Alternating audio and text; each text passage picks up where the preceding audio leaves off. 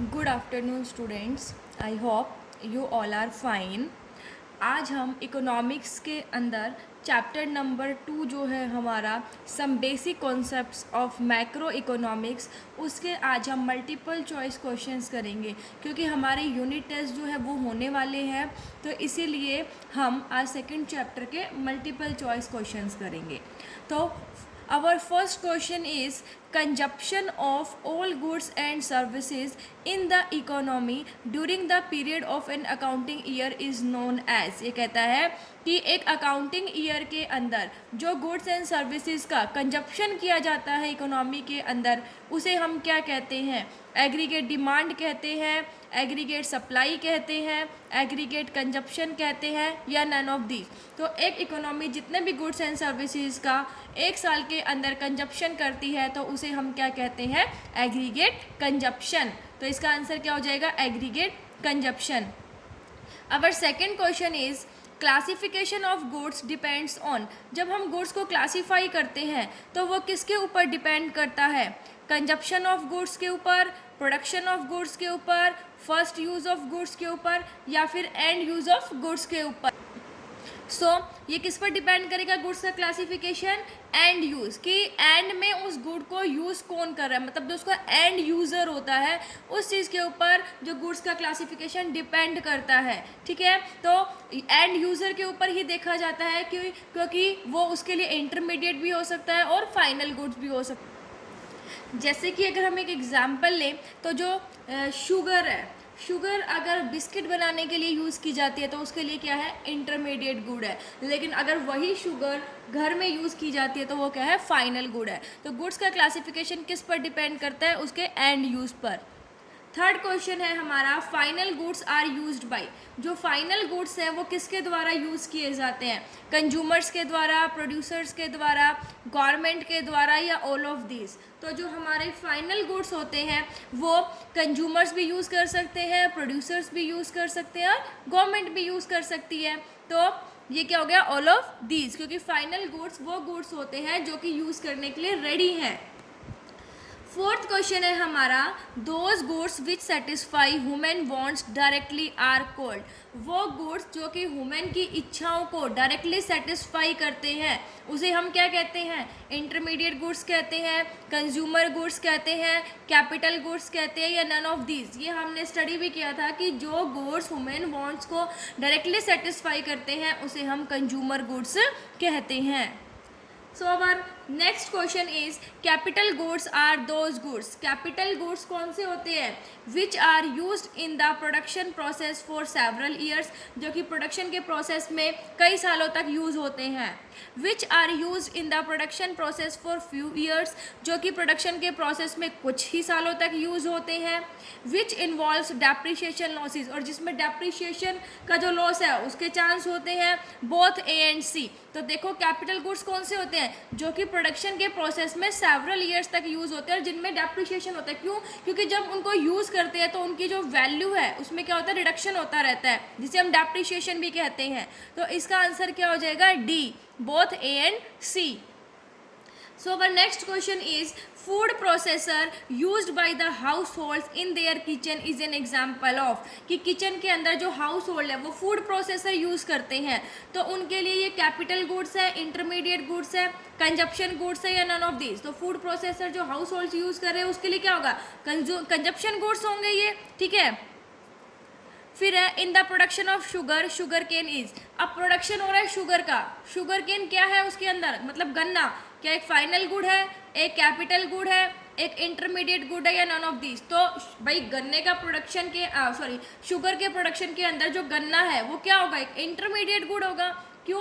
Intermediate goods कौन से होते हैं? जो कि प्रोडक्शन में काम आते हैं। ठीक है, फाइनल गुड्स के प्रोडक्शन में जो काम आते हैं। अब फाइनल गुड्स क्या है? शुगर है।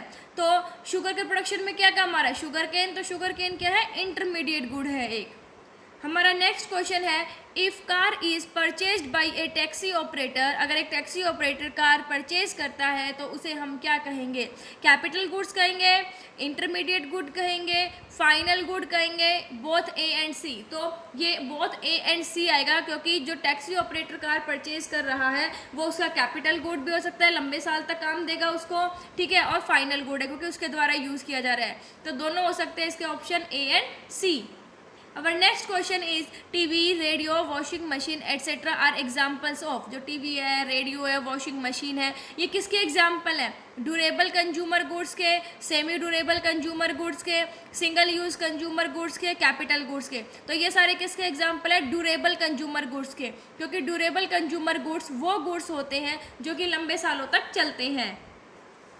नेक्स्ट क्वेश्चन है हमारा, विच of the following is a semi durable goods. इसमें से सेमी ड्यूरेबल गुड कौन सा है? अब सेमी ड्यूरेबल गुड्स क्या होते हैं? जिनकी वैल्यू 1 साल तक, मतलब जो कि स्लाइटली 1 साल या उससे कुछ ज़्यादा तक चलते हैं, ठीक है। तो रेडियो, क्लोथ्स, मिल्क, पेट्रोल। तो इसमें क्या होगा भाई? मिल्क जल्दी से खत्म हो जाता है, पेट्रोल, रेडियो की भी हो सकती है ज़्यादा। तो सेमी ड्यूरेबल कौन सा है? जो 1 साल या हल्का सा थोड़ा ज़्यादा चले, ठीक है, मतलब स्लाइटली मोर, 1 ईयर और स्लाइटली मोर। तो क्या हो जाएगा? क्लॉथ्स, ठीक है। नेक्स्ट है, increase in the stock of capital is known as. जब कैपिटल का स्टॉक इंक्रीज होता है तो उसे क्या कहते हैं? Capital loss, capital gain, capital formation, none of these. तो उसे हम क्या कहते हैं? Capital formation. So our next question is, net investment is equal to. जो नेट की बात है यहाँ पर, नेट इन्वेस्टमेंट किसके इक्वल होती है? Gross investment plus depreciation, gross investment minus depreciation, gross investment multiply depreciation, gross investment plus depreciation. आपको पता है जब हम नेट कैलकुलेट करते हैं तो ग्रॉस में से क्या लेस करते हैं? डेप्रिसिएशन लेस करते हैं। तो हमारा जो बी ऑप्शन है वो करेक्ट ऑप्शन होगा, gross investment minus depreciation. Our next question is, net capital formation causes. जो नेट कैपिटल फॉर्मेशन होती है उससे क्या होता है? Increase in production capacity, production capacity बढ़ती है, डेप्रिसिएशन बढ़ता है, प्रॉफिट बढ़ता है या कॉस्ट बढ़ती है। तो जब हमारी कैपिटल बढ़ती है, ठीक है, नेट कैपिटल जो फॉर्म होती है हमारी, तो उससे क्या होगा? प्रोडक्शन जो कैपेसिटी है वो इंक्रीज होगी। तो जो हमारा ए है वो हमारा राइट आंसर है। नेक्स्ट है, which of the following leads to depreciation. किसकी वजह से डेप्रिसिएशन होता है? Normal wear and tear, damages due to floods, damages due to market crash, none of these. तो डेप्रिसिएशन किसकी वजह से होता है? जो नॉर्मल वियर एंड टीयर होता है उसकी वजह से डेप्रिसिएशन होता है। उसको हम डिटेल में पढ़ भी चुके हैं कि जब हम फिक्स एसेट्स को कंटिन्यू यूज़ करते रहते हैं तो उनकी वैल्यू जो है वो कम होती रहती है। जो डेप्रिसिएशन, ठीक है, जिसे हम डेप्रिसिएशन कहते हैं, तो किससे होता है? नॉर्मल वियर एंड टीयर की वजह से होता है। फिर है, which of the following leads to unexpected obsolescence. Unexpected का मतलब है जो प्रोड्यूसर ने सोची ना हो कि ये चीज़ हो सकती है, ठीक है। तो चेंज इन डिमांड, भाई उसको पता है कि डिमांड में तो चेंज हो सकता है, ये एक्सपेक्टेड है। नेचुरल क्लैमिटीज, हाँ, ये प्राकृतिक आपदा, ये क्या है? अनएक्सपेक्टेड है, क्योंकि इसके बारे में सोचा नहीं होता। तो जो नेचुरल क्लैमिटीज है वो अनएक्सपेक्टेड ऑब्सोलिसेंस है, क्योंकि टेक्नोलॉजी में चेंज आना, जब ये भी प्रोड्यूसर्स को पता होता है, एक्सपेक्टेड होता है कि हाँ ये चीज़ हो सकती है। तो जो नेचुरल क्लैमिटीज है वो अनएक्सपेक्टेड ऑब्सोलिसेंस है। So our next question is, which of the following is the cause of expected obsolescence. Expected मतलब जो प्रोड्यूसर को रहता है कि हाँ ये चीज़ जो है वो हो सकती है। तो नेचुरल क्लैमिटीज, ये तो अभी बताया अनएक्सपेक्टेड है। डिमांड में चेंज आना, टेक्नोलॉजी में चेंज आना, बोथ बी एंड सी। तो राइट आंसर क्या हो जाएगा? बोथ बी एंड सी, क्योंकि डिमांड में चेंज आना और टेक्नोलॉजी में चेंज आना ये प्रोड्यूसर पहले से ही एक्सपेक्ट करके रखता है, ठीक है। उसके बाद है, depreciation reserve fund is needed for. Depreciation reserve fund किस लिए जरूरी होता है? इन्वेंट्री स्टॉक के लिए, एडवर्टीजमेंट के लिए, रिप्लेसमेंट इन्वेस्टमेंट के लिए, या नन ऑफ दीज। तो डेप्रिसिएशन रिजर्व फंड हम क्यों बनाते थे? जो हमारी रिप्लेसमेंट इन्वेस्टमेंट है उसके लिए हम क्या करते थे? डेप्रिसिएशन रिजर्व फंड बनाते थे। नेक्स्ट है, ए स्टॉक वेरिएबल। एक स्टॉक जो वेरिएबल होता है उसकी कोई टाइम डायमेंशन नहीं होती, स्टैटिक कॉन्सेप्ट होता है, both A and B, none of this. तो हमारा जो स्टॉक वेरिएबल है, स्टॉक वेरिएबल हमारा क्या होता है? जो पॉइंट ऑफ टाइम पर हम मेजर करते हैं, at a point of time, ठीक है। तो उसकी टाइम डायमेंशन भी नहीं होती और एक स्टैटिक कॉन्सेप्ट होता है। जो हमारा सी ऑप्शन है वो हमारा राइट आंसर होगा। नेक्स्ट है, ए quantity measured per unit of time period. Per unit of time period में जो हम क्वांटिटी मेजर करते हैं उसे हम क्या कहते हैं? Stock variable, flow variable, inventory, none of these. तो देखो पर टाइम पीरियड की बात है, जब पीरियड में हम करते हैं तो उसे हम क्या कहते हैं, फ्लो वेरिएबल, और at a point of time करते हैं उसे हम क्या कहते हैं, स्टॉक कहते हैं। तो यहाँ पर क्या हो जाएगा, flow variable is our right answer. So our 20th question is income of the family is the example of which variable. जो फैमिली की इनकम है वो कौन से वेरिएबल का एग्जाम्पल है, स्टॉक का, फ्लो का। स्टॉक क्या होता है, जिसे हम पॉइंट ऑफ टाइम पर मेजर करते हैं, और वेरिएबल क्या होगा, ठीक है। तो हम ये देखेंगे कि इनकम ऑफ द फैमिली जो है वो कौन सा वेरिएबल है, तो स्टॉक है या फ्लो है। स्टॉक तो हमारा कौन सा हो गया, जो हम पॉइंट ऑफ टाइम पर मेजर करते हैं, फ्लो जो हम पीरियड ऑफ टाइम पर मेजर करते हैं। तो both stock and flow, neither stock nor flow. तो जो फैमिली की इनकम है, हमने जब ये कॉन्सेप्ट डिटेल में पढ़े थे तो हमने ये एग्जाम्पल भी स्टडी किए थे। तो जो इनकम ऑफ द फैमिली है, फैमिली की इनकम, वो कौन सा वेरिएबल है, फ्लो वेरिएबल है। नेक्स्ट है which of the following is a stock variable. Stock variable कौन सा है, इंटरेस्ट ऑन कैपिटल, ये हमारा क्या स्टॉक वेरिएबल था, नो, ये हमारा क्या है, फ्लो वेरिएबल है। एक्सपेंडिचर ऑफ मनी, ये भी हमारा फ्लो है, ठीक है। उसके को क्या मैंने at a period of time पर मेजर करते हैं। Distance between Delhi and Manali, ये हमारा क्या एक स्टैटिक कॉन्सेप्ट होता है, फिक्स कॉन्सेप्ट को, ठीक है। तो distance between Delhi and Manali वो क्या हमारी फिक्स, तो वो कौन सा हो जाएगा, स्टॉक वेरिएबल। नेक्स्ट है which of the following is not a flow variable. इनमें से कौन सा फ्लो वेरिएबल नहीं है, income, capital formation, supply of money in a country, leakage of water from the overhead tank. Income हमारा stock है, capital formation जो है, देखो फ्लो वेरिएबल कौन सा नहीं है, जो इनकम है वो हमारा क्या है, फ्लो वेरिएबल है। कैपिटल फॉर्मेशन ये भी हमारा क्या है, flow variable. Supply of money in a country ये हमारा फ्लो वेरिएबल नहीं है। Leakage of water from the overhead tank ये भी हमारा फ्लो वेरिएबल है। तो इनमें से कौन सा फ्लो वेरिएबल नहीं है, कौन सा नहीं है, supply of money in a country.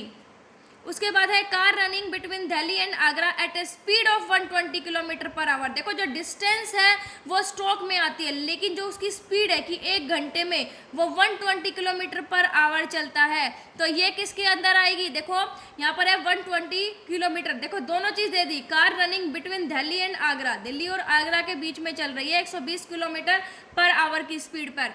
तो ये ओनली स्टॉक वेरिएबल है, ओनली फ्लो वेरिएबल्स है। तो इसे हम देखेंगे कि ये हमारा क्या है, स्टॉक वेरिएबल है या फ्लो वेरिएबल है। तो अगर ओनली स्पीड आती है कि दिल्ली एंड आगरा में जो स्पीड है 120 किलोमीटर पर आवर, तो ये हमारा क्या होता है, फ्लो वेरिएबल होता है। इसके अंदर दोनों क्या कि running between Delhi and Agra, ठीक है। देखो यहाँ पर क्या बोला बेटा इसने कि दिल्ली और आगरा में एक कार जो है, ठीक है, उन दोनों के बीच में क्या करती है, रन करती है, और उसकी जो स्पीड है वो 120 किलोमीटर पर आवर है। तो डिस्टेंस हमारी किसके अंदर आती है, स्टॉक के अंदर, जो स्पीड है वो हमारी फ्लो के अंदर। तो ये दोनों हो सकते हैं, स्टॉक भी और फ्लो वेरिएबल भी, ठीक है। अगर खाली स्पीड होती तो वो किस में आती, फ्लो वेरिएबल के अंदर, और डिस्टेंस होती तो वो किसके अंदर आती, स्टॉक वेरिएबल के अंदर। फिर है factor services rendered by the household to the firm leads to. जो फैक्टर सर्विसेज हाउस होल्ड है वो फर्म्स को देते हैं, तो उसे हम क्या कहते हैं, real flow, money flow, service flow और बोथ ए एंड सी। देखो फैक्टर सर्विसेज दे रहे हैं हाउस होल्ड फर्म को, ठीक है, तो वो किस में आएगा, जो फैक्टर सर्विसेज है, लैंड, लेबर, कैपिटल, एंटरप्रेन्योर, तो ये क्या है हमारा रियल फ्लो, ठीक है। अगर वो वापस से मनी की टर्म्स में होता है, यहाँ पर फैक्टर सर्विसेज है। अगर यहाँ पर फैक्टर पेमेंट होता तो वो मनी फ्लो होता, तो यहाँ पर फैक्टर सर्विसेज है तो किस में आएगा, रियल फ्लो के अंदर। फिर है reason for the circular flow of income is. Circular flow of income का रीजन क्या है, गवर्नमेंट का इंटरवेंशन, गुड्स एंड सर्विसेज का प्रोडक्शन। थर्ड ऑप्शन हमारा देता है mutual independence of producer and household sector, and fourth is invention of money. तो हमारा हो जाएगा mutual interdependence of producer and household sector, कि प्रोड्यूसर और हाउस होल्ड सेक्टर का एक दूसरे के ऊपर डिपेंड रहने की वजह से सर्कुलर फ्लो ऑफ इनकम जो है वो अराइज होता है। तो ये हमारा जो है सेकंड जो चैप्टर है उसके मल्टीपल चॉइस क्वेश्चन से आई होप आपको समझ में आ गए होंगे, और ये आपके यूटी के लिए बहुत बेनिफिशियल भी होंगे। Thank you, stay safe, stay home.